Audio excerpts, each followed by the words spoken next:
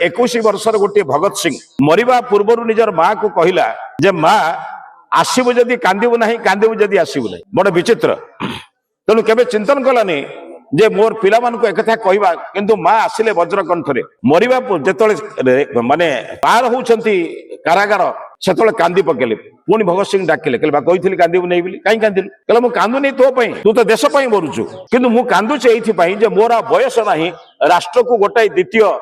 संतान दे पारिबे मोर एक कथा कहबार कारण होची पिला मानक आम भारतर संस्कृति आमे बुझेइल नै मोर बयस नाही राष्ट्र को द्वितीय संतान देबी द्वितीय संतान थिले मु मध्ये राष्ट्र पई देई थान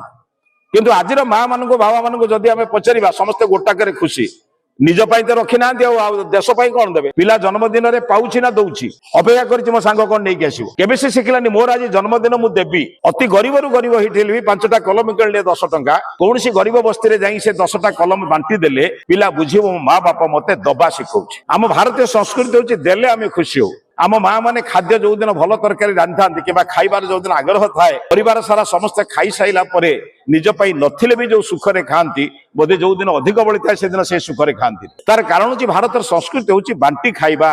आमे समस्त को देई खाइबा एक कथा हम पिला मानक कहीं बुझेइलेनी।